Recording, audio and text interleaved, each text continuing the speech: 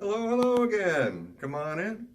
If you watched my bonus show on Sunday about the Monkees, that being my first show concert ever, sort of an origin show of my music history, this is sort of the origin story of my autograph history, if you want to look at it that way. This goes back to 1971. I was a senior in high school, and The Who had just released Who's Next? Can you imagine Who's Next being fresh, not being tired of Baba O'Reilly and Won't Get Fooled Again? And it was an exciting time to be a Who fan. Just after the Beatles broke up, we were looking for something like that, and it was great. Four friends of mine, three friends of mine from my high school band, James and Tim, and a guy we called Moon.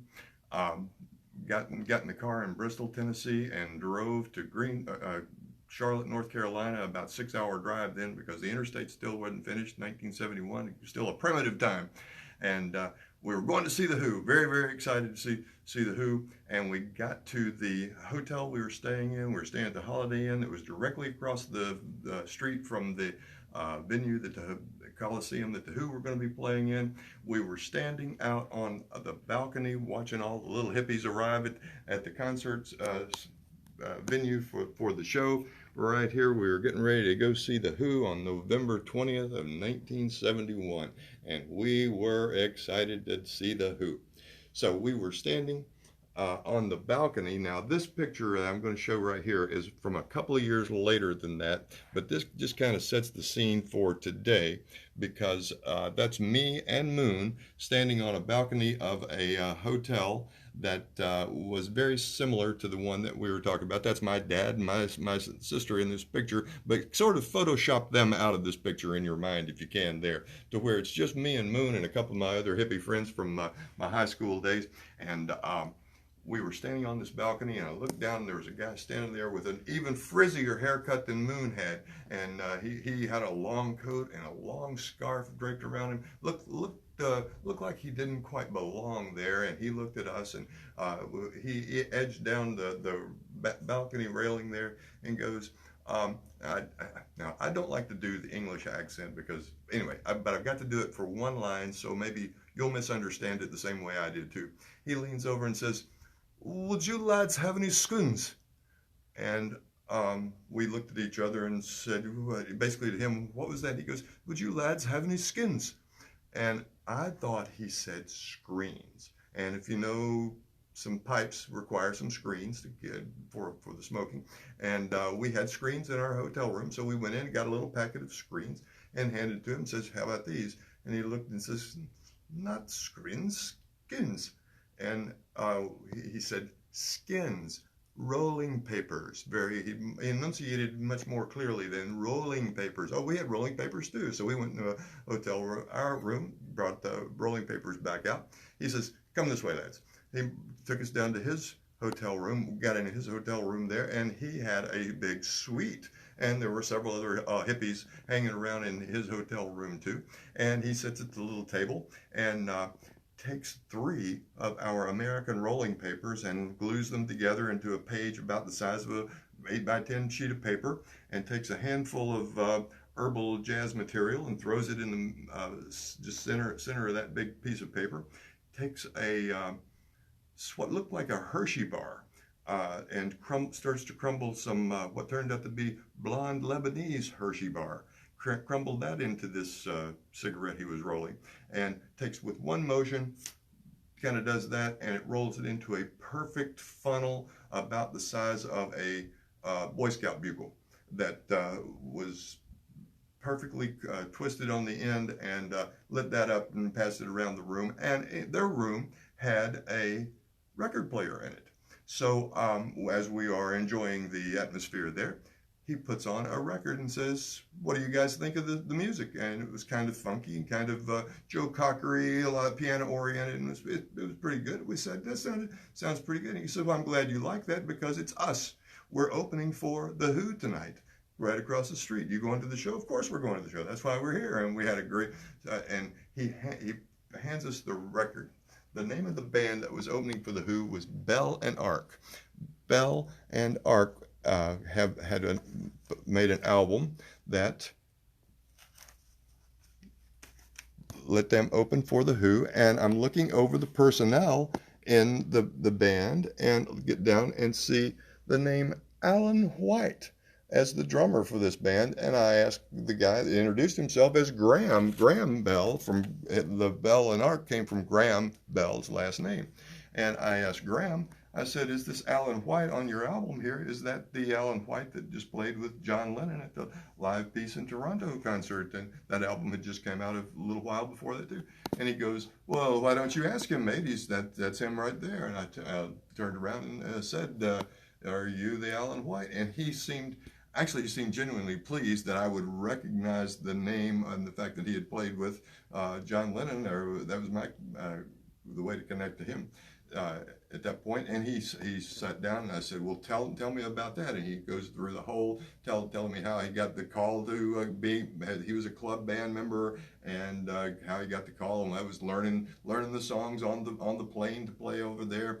And he said he told me that the hardest part was when they were trying to play Cold Turkey, which had not been released as a single when they were learning it on the plane. He said they had a tape of it, and John was playing the tape that Ringo was playing the drums on, and John said he wanted that Ringo thumping sound, and Alan said to John something like, nobody can play like Ringo, and John said, well, that's the way I want you to play. So anyway, he was accepted enough to play on that, and went on to play, with Imagine. He said Alan said at one point that he was sitting in the listening room, and there's John Lennon, George Harrison, and Ringo Starr and him. This is the four of them listening to the playback of these beautiful songs. And he said he had to pinch himself because he couldn't believe it. Now, there's some really, really good interviews with Alan White telling all these stories on YouTube. I'll put some links on there when we finish here, because you need to hear his stories. But he was sitting and telling these stories. Great. And so I'm realizing I had the presence of mind, at least, to ask him to sign this record at the time. And there's Alan, well, I start over here, a couple of the guys in the band, Mick Gallagher and Graham Bell's autograph there. They signed it in pencil. They literally picked up the pencil out of the drawer there off the Gideon's Bible and signed it in pencil. Now, Alan had a bag. He was wearing basically a purse, a strap bag over his shoulder, and he goes, guys, I've got a brand new felt tip pen, which was a big deal at that time. This was decades before Sharpies came along. So that's maybe the first good autograph that I've got in felt tip pen. You can see those compared to the pencil signatures, right? So Bell and Ark opened for the Who, and they were really, really good. They got the crowd opening really good, and the Who were fantastic. Of course, this is 1971. They were still leaving the stage bare. I've got one little picture. Not many pictures existed, but I'll put a link to these photos too. But one picture of Pete pushing the amps over into the light tree. It's a beautiful, beautiful concert especially for a high school kid. But over the years, I've met Alan a few other times, and he has since signed some records for me. Because a few years within less than a year later, I go to the Yes concert. Got a little ahead of myself there. For this ticket stub, my very first Yes concert, suddenly I'm seeing Alan White playing drums with one of my favorite progressive bands at that time. I was just discovering bands like Jethro Tull and Genesis, King Crimson, and Yes, about the time that this record is being made. But back over here, over the years, I've gotten asked Alan to sign that one for me, as well as Klaus Voormann. That's Eric Clapton's autograph right there, and even Yoko signed this one to me in '96 when she performed up in Washington, D.C. And on the Sometime in New York City album, this one has been signed by Alan's right in here, and also Jim Keltner, Bob the photographer, Mark Volman from the Turtles.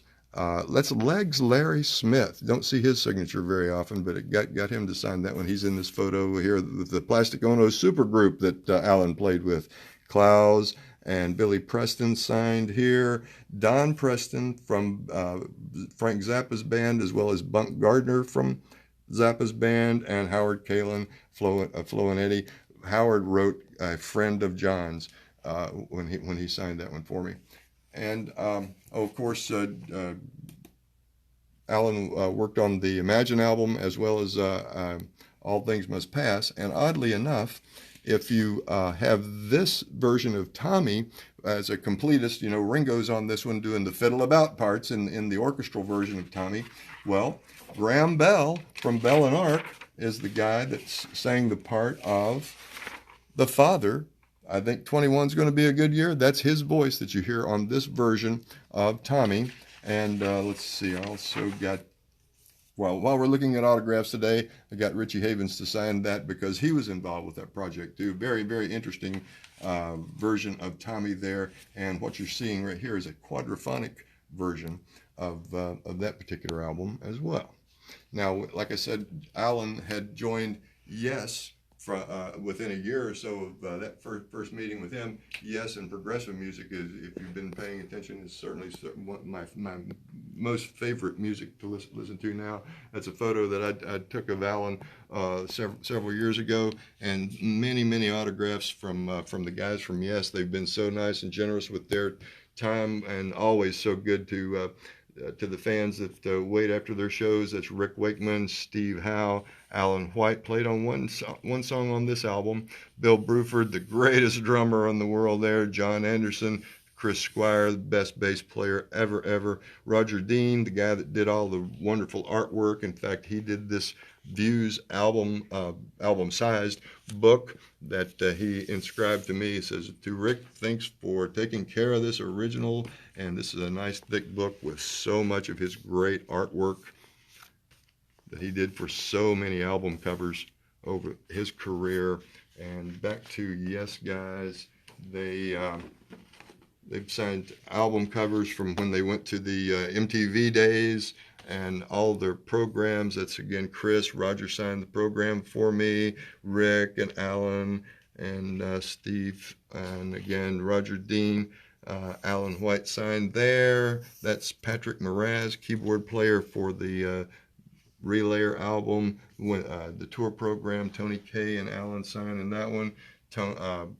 Trevor Rabin, Tony Kaye, Trevor signing the Yes promotional poster there with Alan signing it as well.